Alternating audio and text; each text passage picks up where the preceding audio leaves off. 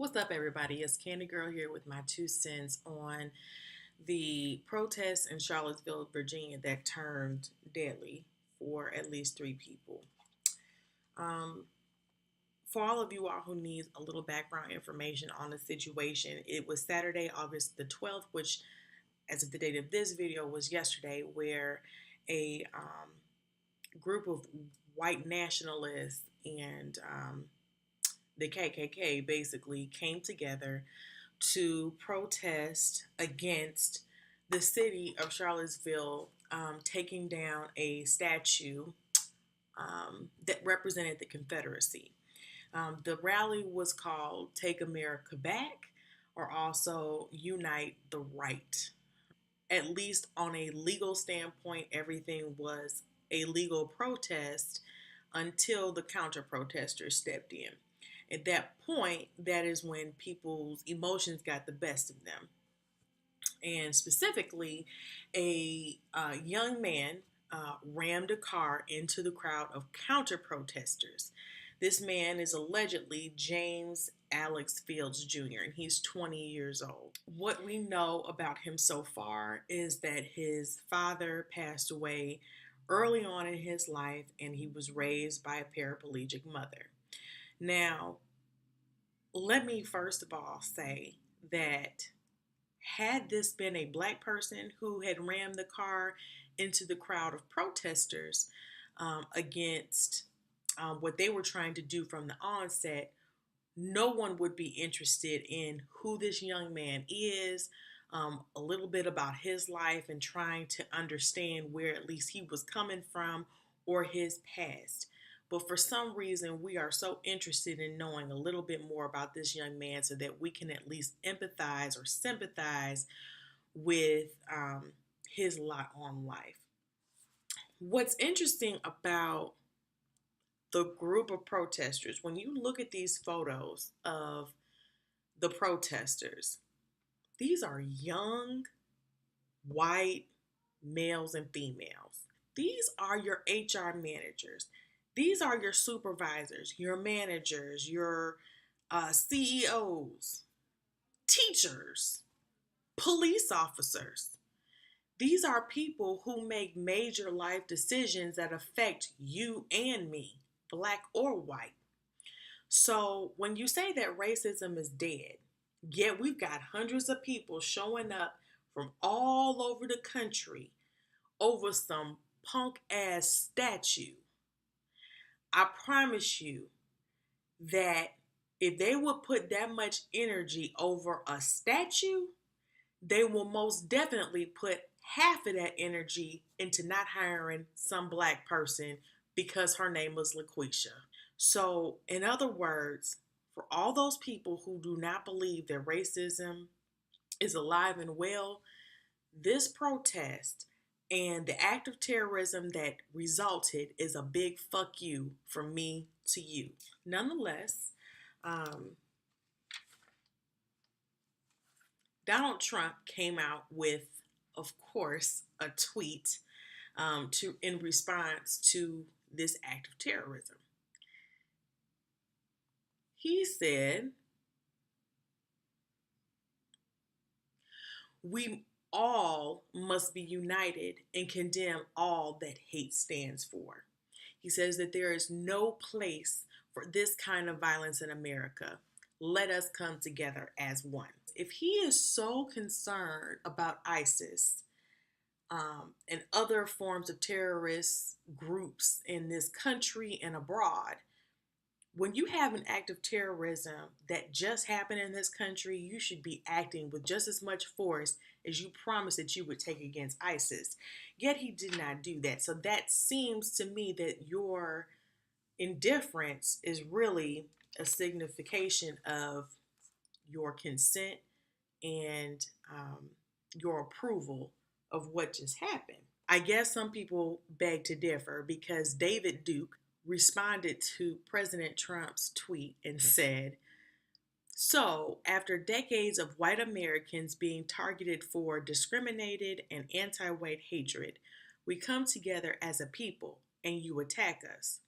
So, as grammatically incorrect as this alleged doctor Duke wanted to phrase that. What I think that he's saying is that white Americans have been targeted by being discriminated against and being targeted with anti-white hatred, and they're coming together against that anti-white hatred.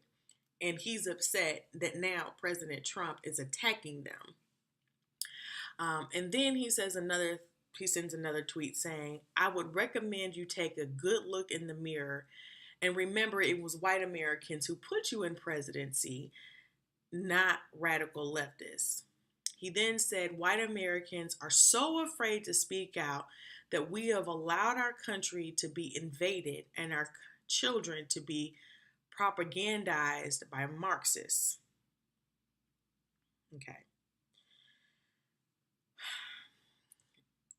There is not enough time for me to address what this man has said, but I just want you to take a moment to think about why the former leader of the KKK thought it enough to respond to someone saying that hate of any kind is not tolerated in our country.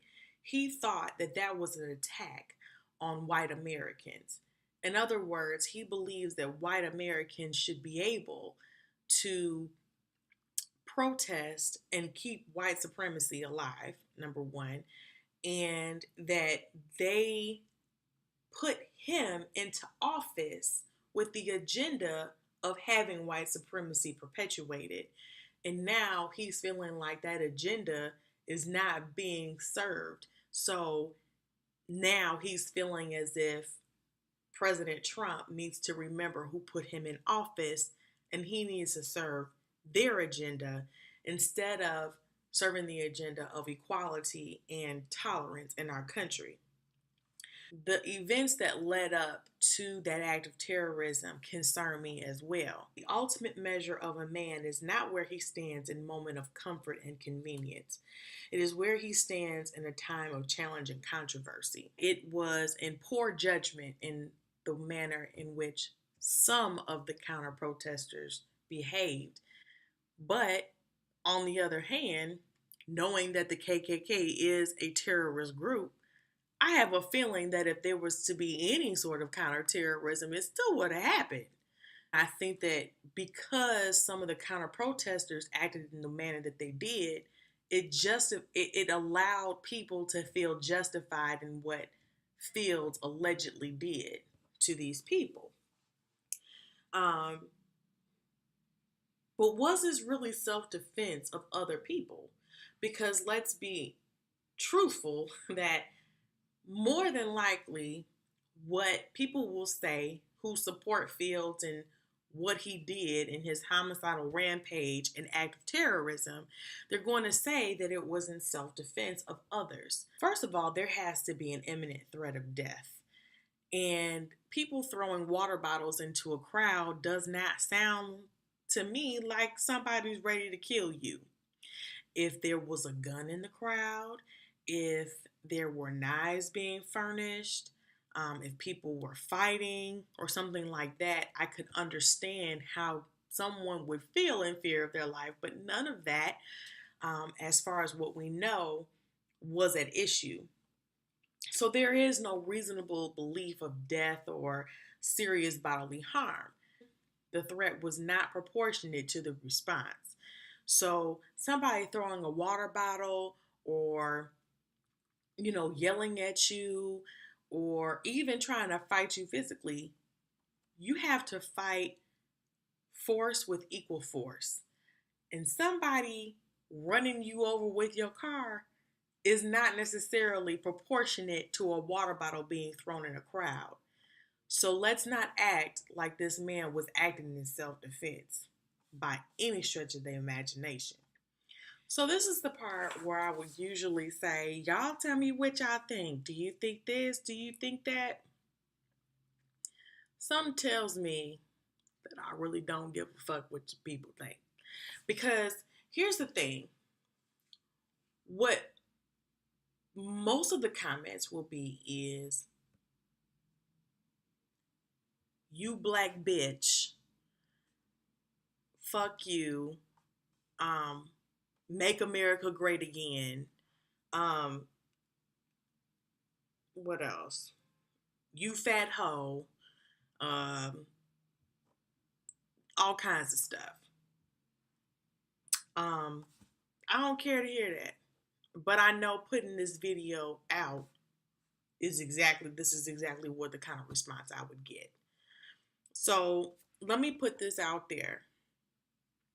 If you're one of those people, save it. Because I usually get about 3 words in and I just report you to YouTube, or I just mark it as spam and I'll never hear from you again. You will never get any of that negative energy into my space. So, with that being said, I'll probably disable the comments on this one. But nonetheless, go ahead and leave a thumbs up on the video. That would be cool. All right. Until next time, you all love and blessings.